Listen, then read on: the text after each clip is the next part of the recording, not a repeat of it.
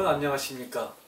이원복 진보TV가 운영하는 학문의 왕도 39번째 강좌 역사의 세계 5입니다.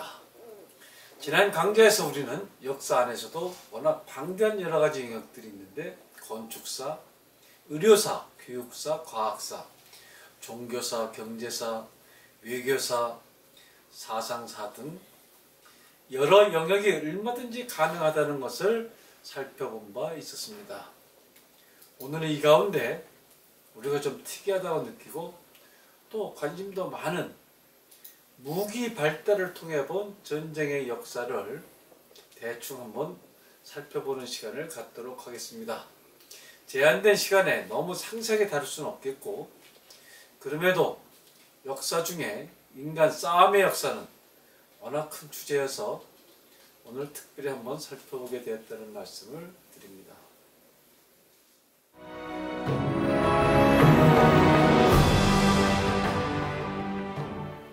인간이 야생 속에서 외부의 적들, 야수들과의 싸움에 1차로 썼던 무기는 무엇이 있었을까요?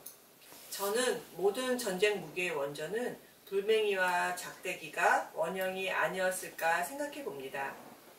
돌멩이는 길거리나 들판에서 가장 쉽게, 흔하게 구할 수 있는 공격 재료였습니다. 어떤 놈들이 덤비던 돌멩이는 상대를 혼내주는 정말 유용한 도구였지요.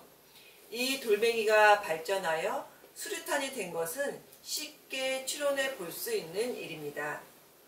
인간 역사가 매우 오래된 것 같아도 고작 돌멩이에서 수류탄까지 버전이니 그리 대단한 것도 아니다 하는 생각이 드는군요. 그 다음 중요한 것으로 작대기를 꼽겠습니다. 작대기 또한 움막 주변의 나무숲에서 얼마든지 쉽게 구할 수 있는 재료였습니다. 처음엔 뱀이 다가올 때 작대기로 뱀을 때려잡고 치웠습니다. 유용성이 입증된 작대기는 그 후 야생 늑대가 다가올 때, 치타나 독수리들이 달려들 때 모두 유용하게 쓰였습니다.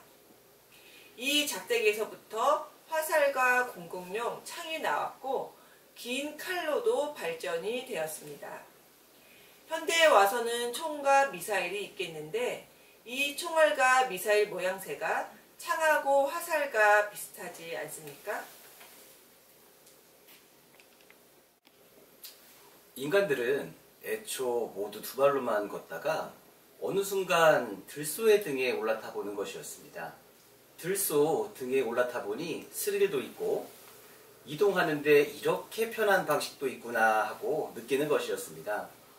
그로부터 이내 훨씬 속도가 있는 말 등에 올라타는 것은 시간 문제였습니다.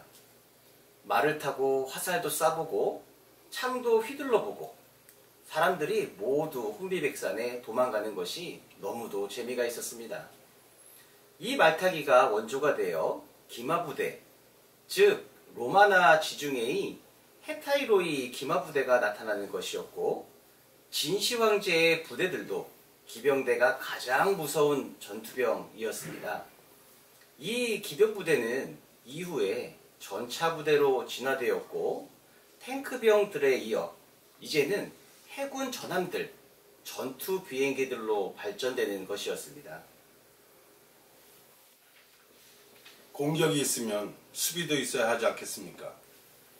창 끝에 찔려 부상당하던 장군들로부터 몸을 보호하기 위하여 갑옷을 씌우기 시작했는데, 처음 갑옷은 동무이들의 가죽옷이 시작이었고 이내 철제 갑옷도 만들어지기 시작된 것이었습니다. 이렇게 개인용 방어무기로 무장하던 것에서 출발하여 주민들이 삶 전체를 요새화 하는 성곽 도시들이 나타났습니다. 유럽의 성체들이 모두 요새된 성곽 도시들 아닙니까? 중국에서도 진입도로에 성체를 짓고 수문장이 성문을 지키는 것이 일반화되었습니다. 일본에서도 오사카 성이라든가 교토, 구마모토 성들이 잘 보이고 있습니다. 우리나라에서도 곳곳에 성곽이 있습니다. 전투는 주로 성체 앞뒤에 성곽을 부수고 방어하는 것으로 전쟁이 진행되었음을 알 수 있겠습니다. 중국의 만리장성이 수비용 성곽임은 잘 알려진 것이고 성곽을 못 넘어오도록 성곽 앞에 해자를 만들었음도 익히 알려진 내용입니다. 요즘 미사일 공격을 방어하기 위한 사드 배치가 일종의 해자 같은 것이다 보면 되겠습니다. 인간 전쟁사는 신무기로 결정난 것이 거의 70~80%가 아닌가 여겨집니다. 목검을 가지고 나왔는데 상대방들이 칼을 차고 나왔다면 이게 전쟁이 되겠습니까? 어쩌다 한두 번은 전투에서 이길지 모르겠지만 전쟁에서 이기긴 어려웠을 것입니다. 상대들은 물소를 타고 전투에 나왔는데 우리 부대들은 말을 타고 싸웠다면 이 전투도 더 볼 것이 없었다 하는 이야기입니다. 이런 식으로 서구 열강들에게 아시아 쪽 국가들이, 남미 국가들이, 아프리카 국가들이 모두 전쟁터에서 나가 떨어지는 것이었습니다. 스페인 등이 남미를 휩쓸고 들어갈 때 남미 인디오들이 이렇게 유린당했습니다. 일본 사무라이 부대는 미군 해군함선에서 나온 부상병에 총 한 방에 그대로 항복한 역사도 있습니다. 그로부터 100년간 힘을 키운 일본이 1941년에 진주만을 기습 공격해 미국 해군을 쑥대반 만들었으나 1945년 히로시마와 나카사키에 떨어진 리틀보이 핵폭탄 2발에 이게 뭐야 하면서 놀라 급히 항복하기도 하였습니다. 인류의 과학이라는 것도 겉으론 전쟁과 무관한 것처럼 말하지만 내막은 무기의 개발과 밀접히 관계되는 것이었습니다. 각 국왕들은 주변 국가에서 어떤 무기를 몰래 개발하는지 염탐하는 일에 많은 시간과 돈을 쏟아붓는 것이었습니다. 이것을 게을리했을 때 자기 자신과 나라는 물론 백성들 전체가 깊은 나락으로 떨어지는 것이었습니다. 세계 전쟁사를 보면 선진 문명이 후진 문명을 작살내온 역사구나 하는 것을 알 수 있겠습니다. 선진 문명 안에 있는 총체적 물리력이 후진 문명을 약탈하고 강제에 복종시켜 왔음은 분명합니다. 세계는 도덕으로 지배되는 것이 아니고 오로지 물리적 총합 파워로 지배되어 왔던 것이 솔직한 감상평이라 하겠습니다. 이래서 지금도 전 세계적으로 각국 간의 군비 확장이 끊이지 않고 있는 상황입니다. 각 나라마다 경쟁적으로 신무기 개발이 일어나고 있습니다. 일단 남은 못 믿는다 하는 것이 이 세계의 기본 룰입니다. 스스로 강해지지 않으면 남에게 비굴하게 목숨을 구걸해야 한다는 게 국제사회의 룰이 되어버렸습니다. 지금은 전 세계가 미국 중심의 일국 패권주의 세력과 이에 도전하는 중국, 러시아 연합 세력의 다극 체제가 힘겨루기를 하는 상태입니다. 2차 세계대전 이후 승전국 미소를 중심으로 재편되던 질서는 이제는 일극 미국과 이에 도전하는 다극, 러시아, 중국, 이슬람 국가들 이렇게 재편성되어가는 상황입니다. 미국 편성체제가 비교적 선진민주주의 노선을 견지하고 간다면 도전하는 세력들은 공통적으로 왕정, 일당 독재정, 친정체제들이란 특징이 있다고 하겠습니다. 현재 한국은 이 양극단 사이에 끼어서 이 눈치 저 눈치를 살피는 박쥐 외교로 공연한 빈축을 사고 있다 하겠습니다.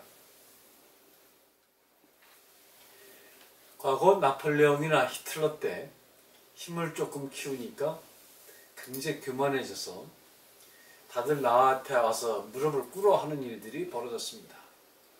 유럽 제 국가들끼리 전쟁사는 하루 이틀 문제가 아니었습니다. 중세 때에도 기독교권과 이슬람 세력 사이에 끝없이 싸웠던 전력이 이미 있습니다. 이때부터 과학 무기 발달에 힘썼던 탓인지 유럽 제국들은 모두 마치 유럽 축구 보듯이 다 한 가닥씩 하는 것이었습니다. 다들 자기 나라가 최고다 하는 것이었습니다. 이러던 각국이 결국 세계 제1차 세계대전, 제2차 세계대전으로 인류 역사상 가장 끔찍한 전쟁들을 치르고 말았습니다. 그런데 이것 갖고도 모자라다는 뜻인지 지금 다시 세계에는 3차 세계대전의 전운이 감돌고 있습니다. 이번에는 미국, 유럽 연합 세력과 중국, 러시아, 중동의 이슬람 세력 간에 어느 하나님이 더 힘이 센지 한번 붙어볼 기세들입니다. 참으로 어리석은 인간들이라 해야 하겠습니다. 영토가 작아서들 이러는 것입니까? 지구를 벗어나 조금만 우주 공간에 나가봐도 영토들은 널린 게 영토들입니다. 아랍 국가들에게 우주 운하서 한 귀퉁이에 왕창 떼어주겠다 해도 대세엔 지장이 없을 정도입니다. 북한에게 천왕성 한 10분의 1쯤 떼어 가져가라 해도 대세에 지장이 없다는 얘기입니다. 원하는 나라들에게 별 하나씩 다 떼어주어도 실컷 죽어도 남을 정도의 하늘나라가 있다 하는 것입니다. 칼 세이건의 말대로 저 먼지보다 작은 티끌 한 점, 저걸 서로 차지하려고 서로 싸우고 죽이고, 인간들이 똑똑한 줄 알았는데 왜 이리도 메뚜기 떼들보다 더 어리석은 짓들을 하면서 사는 것인지 한심하게 느껴집니다. 무기 개발에 들어가는 에너지 전부 걷어들여서 인류의 공영 공존에 투입하는데 그런 대반전이 일어나기를 기대해봅니다. 오늘은 여기까지 하겠습니다. 여러분 좋으셨다면 구독과 좋아요, 응원 댓글 3종 세트 꼭 부탁을 드리겠습니다. 그럼 다음 시간에 다시 만나 뵙도록 하겠습니다. 감사합니다.